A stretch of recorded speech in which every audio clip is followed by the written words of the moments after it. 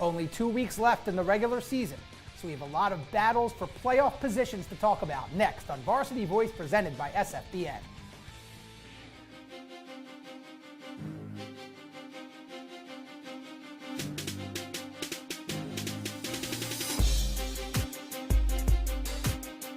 Catholic League and the team that everybody's talking about. One final thought, let's get a big, bold prediction.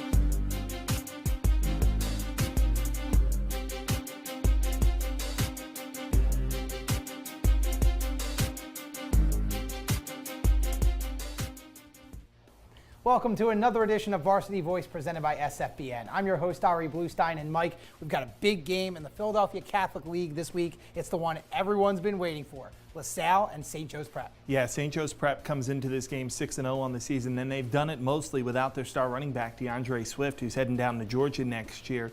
He got injured in the first quarter of the game against Archbishop Wood, hasn't really seen much time since, and the unbelievable thing is they haven't really needed him. Yeah, they really haven't missed a beat. Christian Waller's been phenomenal. McCray, the quarterback, has been great too. And you look at LaSalle, they've played pretty well. They've played a tough schedule as they usually do. But overall, the Explorers, they're still a phenomenal football team. Yeah, they certainly are. They beat Roman Catholic 17-16 last week. And that's not a bad football team. Their record might not show it, but Roman Catholic is on the way. They're trending in a very positive direction. They gave Neshaminy and LaSalle big problems this season. But with that said, LaSalle has to figure out a way to slow down this Prep offense, because if it gets into a track meet, that's all St. Joe's, and it's going to be all she wrote for LaSalle. Yeah, totally agree. And you take a look at LaSalle's offense, they have to keep feeding Cy Madden the football. He carries the ball a lot for this team, taking the pressure off of Tom Lamort, the quarterback, but he gets 20 to 30 carries a game. Got to keep that Prep offense off the field. That might be the only way that the Explorers can stop the Hawks. But either way, should be a phenomenal game at Plymouth White Marsh on Saturday night.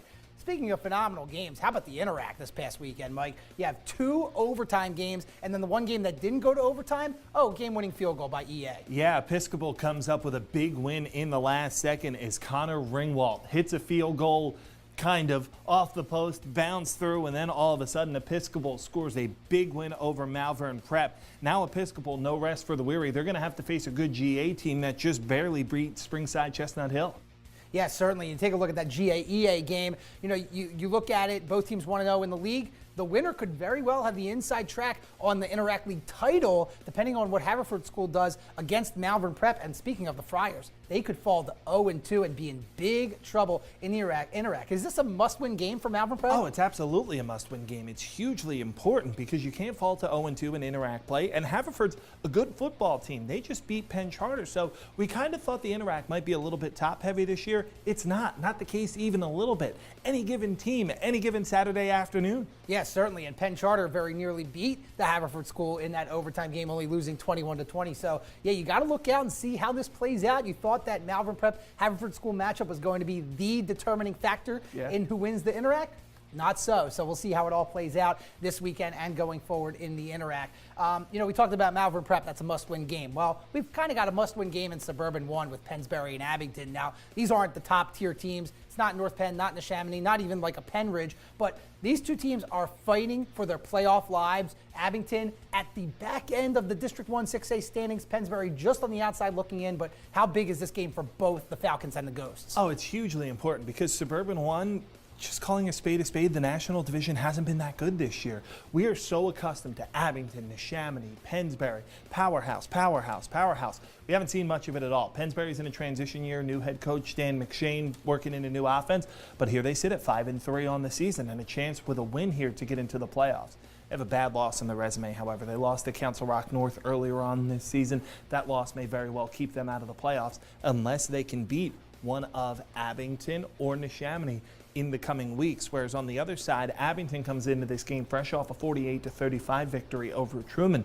This is a football team that's rolling right now. They're finding their rhythm. They solidify a playoff berth with a win this week. Pennsbury with a win this week all of a sudden gets into the conversation. Yeah, that's a good point. And they did have that bad loss, but they can certainly make up for it with a win this week against Abington. And then, of course, their rival, Neshaminy, on deck. Well, boy, that would be a heck of a win if they pull off that win in that rivalry game. So we shall see how it plays out in District 1. And in South Jersey, there's a pretty big game as well. Toms River North against Middletown South. That's the game of the week on the Comcast Network. And to talk about it more, we bring in Mark Trible of the Courier-Post. Mark, thanks for joining us today. Hey, thanks for having me on. Well, there's a lot of hype surrounding this game between Toms River North and Middletown South. It's on the Comcast Network on Friday night. Big media frenzy along the Garden State Parkway. Talk about the hype going along with this game. Well, this is a big one, especially in the Shore Conference. These teams aren't in the same division. It's a 40-minute drive up the Parkway. You have Ocean County represented by Toms River North and Monmouth County represented by Middletown South. And it should be a great game. Middletown South hasn't lost at home in 15 games. And Toms River North has a 16-game overall winning streak.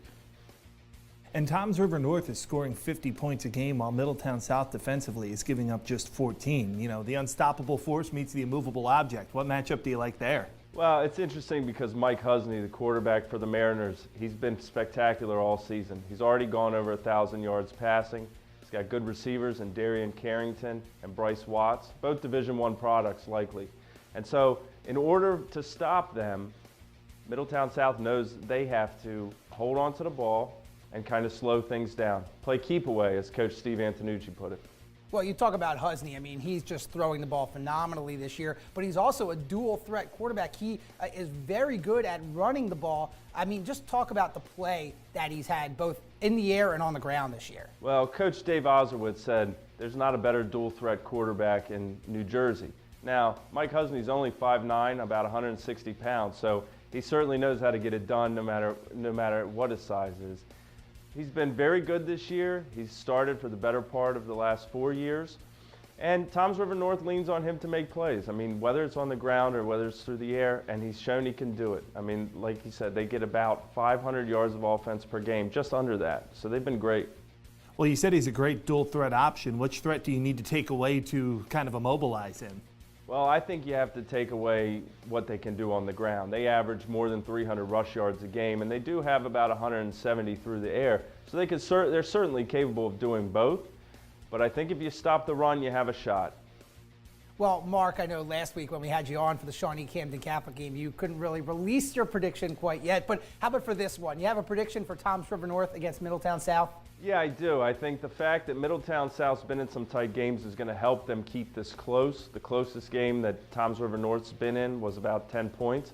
And it's difficult to play at the Swamp. That's where Middletown South has its home games, and it's difficult to get out of there with a win. But I like Toms River North in this matchup for the simple fact that they know how to score. It won't be a shootout. It won't be in the 40s. But if they can get it in the 30s or the high 20s, I like the Mariners. See, Ari, he likes my battle-tested theory. He certainly does. Well, Mike, we're going to save our predictions for a little bit later in the show. But Mark, thanks so much for joining us again today here on Varsity Voice. Thanks, Ari. We'll be back with more here on Varsity Voice, presented by SFBN on the Comcast Network. Hi, I'm Tommy Green, former pitcher for the Philadelphia Phillies. When I was in high school, it was very important to me to show scouts what I could do. My friends at Payroll Service Solutions are huge supporters of high school sports and the Sports Fan Base Network. If you're a small to medium-sized business in need of a payroll company, contact Payroll Service Solutions. Not only will they take care of you, they will continue to support the community. For more information, contact Payroll Service Solutions at 215-624-0922 or 866-PAY-EASY.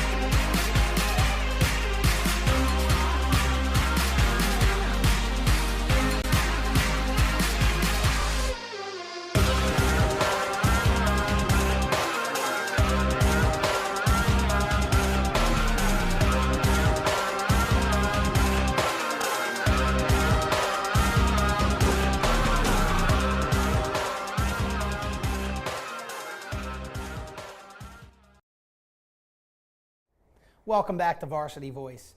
You know, there have been a lot of meaningful home runs in the month of October, but Mike, none more than those that are going to be hit this coming weekend. Yeah, absolutely. Homers for Hope has an event coming up on Saturday that raises thousands of dollars for families in need. Here's more about their event on Saturday and their story.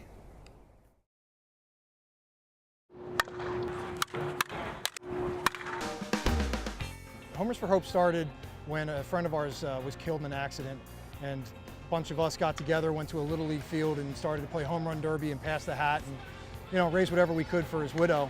And then, you know, we found out that there's lots of other people that are having similar types of tragic events and they need help too. So we kept doing it and kept getting bigger and raising more money. And, you know, a couple years later, we formed this foundation, and now we're renting stadiums and playing baseball games and tournament softball games and all kinds of different baseball, softball stuff just to raise money for these families. Head down, drive one here. So the mission for Homers for Hope is to help people who had some kind of tragedy. Families we've helped in the past were firemen, people who got injured, people who got hurt at work, car accidents, cancer. Homers for Hope is literally going to be paying our bills for us to help us out. So we just really appreciate everything Homers for Hope is doing for us. After I got into a bad accident where I lost my leg, and I was in the hospital for over a month and then did some rehab, and Homers for Hope came and helped me and my family through our tough time and helped donate money to my family. Yeah. There you go. Our biggest fundraiser are always our home run derbies. We literally rent professional stadiums, and we get 25, 30 guys together to play softball and, you know, hit a bunch of home runs. And they raise a lot of money to be here.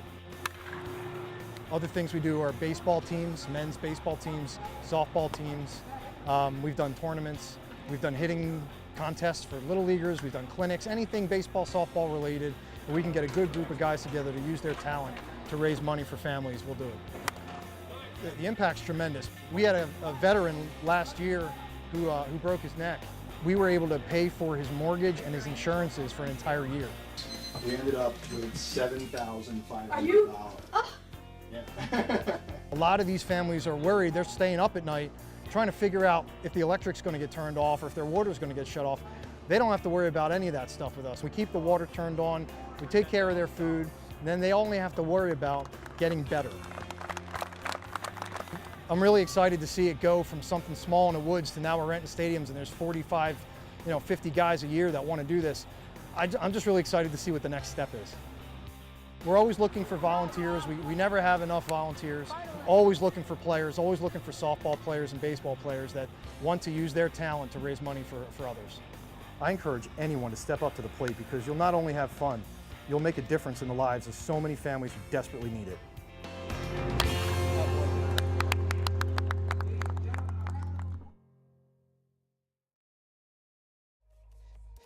Even though it's football season, I'm going to quote the late, great Yogi Berra from baseball, who said that sports is 90% mental and the other half is physical. Well, he was almost right. Sports is actually 100% mental. But coaches still seem to blame poor performance on all physical. Think of your mind like the CPU on a computer. If it's not working, nothing's happening. If you want to learn how to use your mind and put it in overdrive to increase your performance, call me at Think First Sports. Hi, I'm Marty Bystrom, former pitcher for the Philadelphia Phillies. In my experience in Major League Baseball, I know how important it is for high school athletes to gain exposure. My friends at Payroll Service Solutions are huge supporters of high school sports and the Sports Fan Base Network. If you are a small to medium-sized business in need of a payroll company, contact Payroll Service Solutions. Not only will they take care of you, they will continue to support the community. For more information, contact Payroll Service Solutions at 215-624-0922 or 866-PAY-EASY. Hey, you. Who, me? Yes, you. Do you like pro sports? Yeah. You like college sports? Of course. You like high school sports? I guess. Maybe you just don't know much about them. Hey, voice in the sky. Huh? Where can I go to learn more about Philadelphia area high school athletics? Just watch Varsity Voice every Thursday on TCN and CSN.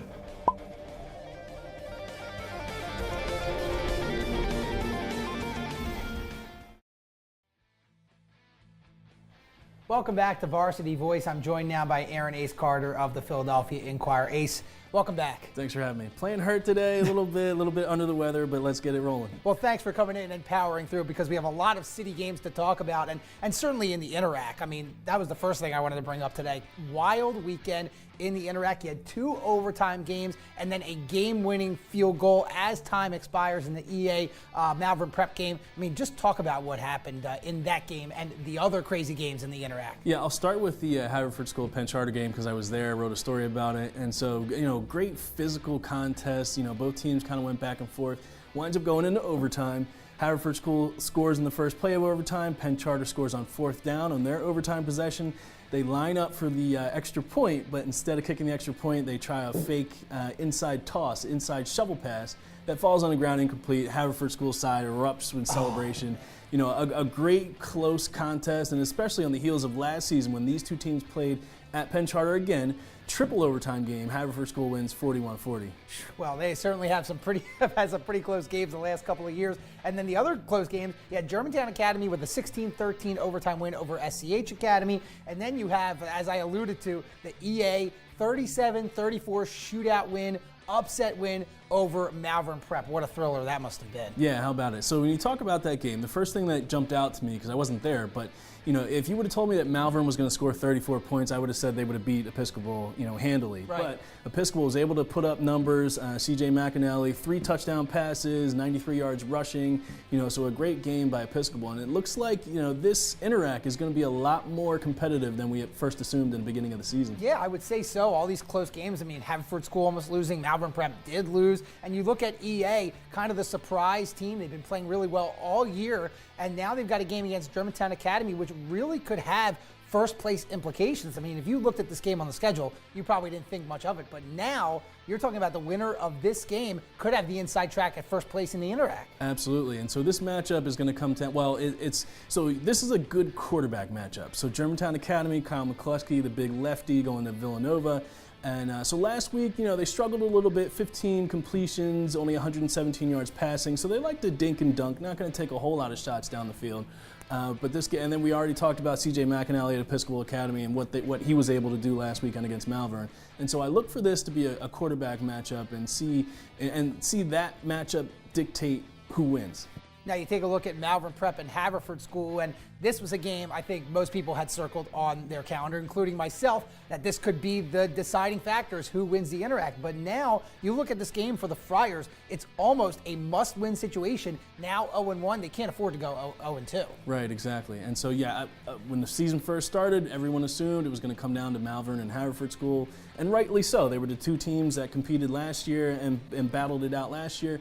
But Malvern has struggled a little bit. O'Shawn Allison has had some injury issues, but they still have Zach Fernandez back there. And so, again, if you would have told me they would have scored 34 points against Episcopal, I'd say they win. But that defense needs to, especially against this Haverford School team that's so explosive offensively with Malik Twyman and Aaron Hudson. And so this Haverford School team, and the thing about them, they've been a little bit vulnerable, I think, this season. They've won some close games, but I think that's actually a good thing for them because you learn how to win championship games, you learn how to win close games, and I think that bodes well for the title. Well, they did have their winning streak ended earlier this year against Perkiomen Valley, so certainly vulnerable would be a proper word to use, and tough game against Malvern Prep, certainly a rivalry game as well in the Interac. So some good games in the Interac, and shifting over to another city league, you have the Philadelphia Catholic League, right? LaSalle and St. Joe's Prep. It's what you thought it would be. They're the top two. Archbishop Wood is up there as well, although they lost to the Prep earlier this year. But this, of course, is another huge rivalry game. And the Prep, they've been unbeaten this year, haven't really come close to losing, including their tough out-of-league games, right? So LaSalle, what do they need to do against the Prep to pull out this victory? Well, LaSalle's going to have to keep the score down. You look at last week, they win a close game. Not going to put a whole bunch of points on the board. And the one thing about LaSalle, offensively, Cy Madden, 30 carries last week, 130 some odd yards, but 30 carries, it's a lot of work. And so with St. Joe's Prep, I expect them to stack the box and force quarterback Lamort to beat them on the outside, which he's capable of doing. Right. But LaSalle, you don't want to get in a shootout with St. Joe's Prep because they have weapons for days. Yeah, and LaSalle had a close game with Roman Catholic 17-16, so if they can keep the Prep down in that area, not going to be an easy task. Even with DeAndre Swift out of the lineup, he got hurt against Archbishop Wood, missed every game since then, but I'll tell you what, Christian Waller has stepped in, and the Prep offense really hasn't missed a beat. Right, and we talked about Christian Waller early in the season. The type of young guy that can score from anywhere on the field, anytime he touches the ball, out of the backfield, catching the ball or running the ball, it doesn't matter. He's that type of dynamic athlete. And so I don't think that the Prep, I don't think that they're vulnerable because they lose DeAndre Swift. A great and talented player, don't get me wrong, but I think they have other weapons that can make up for that. Well, they've got McCray, the quarterback, and of course a phenomenal offensive and defensive line, a great coach in Coach Infante. But LaSalle, pretty talented as well, so we shall see what happens in that big PCL matchup. Ace, thanks for joining us today. Thanks for having me. Check out what's coming up on the Sports Fan Base Network.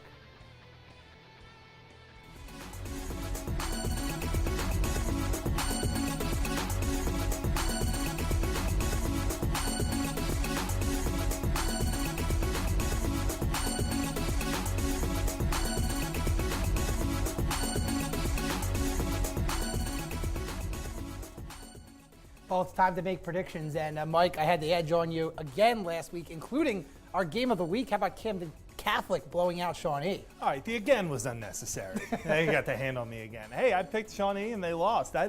If you go down with the best, right? But, man, Camden Catholic looked so good in that game. They definitely did. But for you, this week is a new week, right? So are you ready to get started? Yeah, I'll probably lose again, but let's give it a whirl. Okay, well, let's start with the big game in the Philadelphia Catholic League, LaSalle and St. Joseph's Prep. Who you got? St. Joe's Prep 6-0 on the season. They've looked so good this season. I like what they're doing. And like you said, Sierra Madden has to control possession for LaSalle, but I think St. Joe's is going to do everything they can to turn this game into a track meet. They do that, it's St. Joe's victory.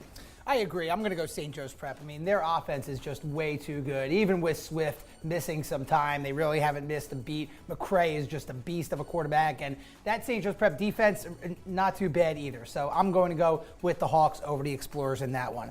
Okay, let's go to the Interact now. We've got a couple of games to look at. First, Germantown Academy at Episcopal Academy. I'm going to go with Episcopal in this one. They're the home team. They're coming off a huge win against Malvern Prep. I just like what I'm seeing from this Episcopal team. But again, referencing back to what we said earlier in the show, any given Friday night or Saturday afternoon in the Interact Conference, it is wide open right now. It really is, but I really like what EA is doing right now. I mean, they're coming off that huge win over Malvern Prep. I think they're going to ride the wave.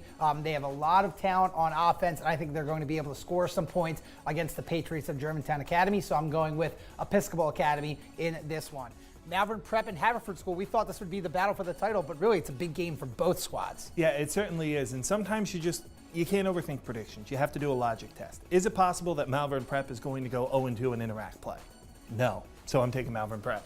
That's interesting logic because I think that they will go 0-2. Wow. Haverford School, they're at home. I mean, these two schools, they are rivals, and it's very possible that the Friars could win this game. But I got to go with the Haverford School. They're coming off a huge victory. Malvern Prep coming off a tough loss. So I'm going with the Fords in this one over the Friars. Okay, in Suburban 1, we talked about it. This is a big game, not the big game like North Penn and Neshaminy, right, but Pennsbury-Abington, still a big game for both squads. It really is, and I like Abington in this game, and I think I like them by a little bit of distance because Pennsbury hasn't really done anything to impress me this season. They've played a lot of games this year where they've won close and it's been in the mud and their offense can't really do anything. Abington has played more impressive at times. I like Abington in this game, and I think I like them by double digits. Well, I don't know if it's going to be double digits, but I do like the Ghosts in this one. I think Abington's going to beat Pennsbury. I think they're just overall a better football team. You know, Mike, like you said earlier, Pennsbury in a transition year. So I think Abington, they are the better team now, and I think they are going to be the better team this coming weekend as well.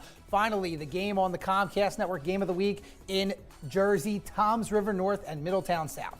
I like Middletown South in this game for this reason. Their defense is so good, and that's what I key on in a game like this. Offense doesn't always travel. Offense doesn't always play well when it gets into the colder months, when it gets into those bigger games.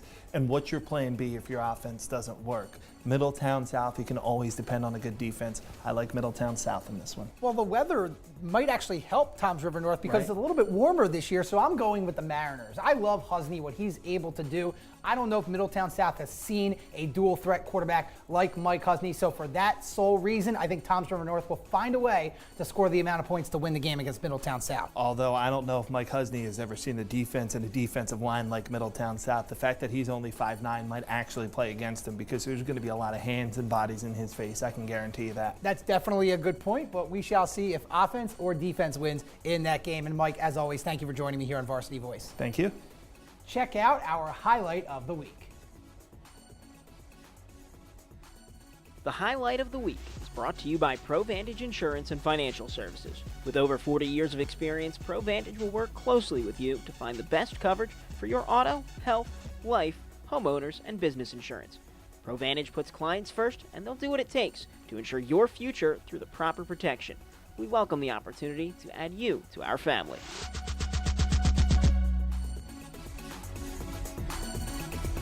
Gain of 14 on that one for Streeter. McCoy is now back to pass, going deep down the middle. Yes. It's caught by Streeter.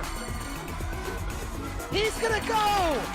It's a touchdown for the Irish at Camden Catholic, adding to their lead here at their home stadium. And a great downfield block by Andre Tucker. What a play, what a throw by Robert.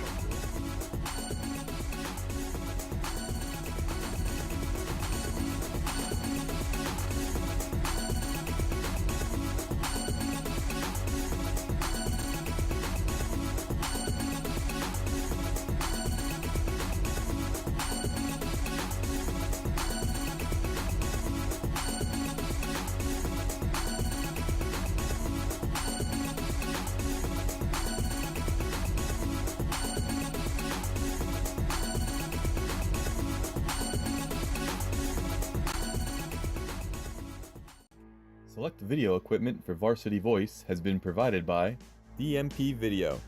DMP Video. You provide the moment, we'll capture the memories. For more information about our videography services, please go to our website at www.dmpvid.com.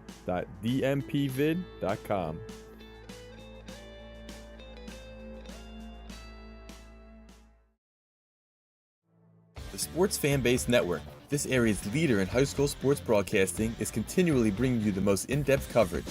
Join us for Varsity Voice every Thursday on TCN and CSN, where we'll have interviews with players, coaches, writers, and more, plus analysis, highlights, and a variety of features on major topics in the Delaware Valley high school sports community.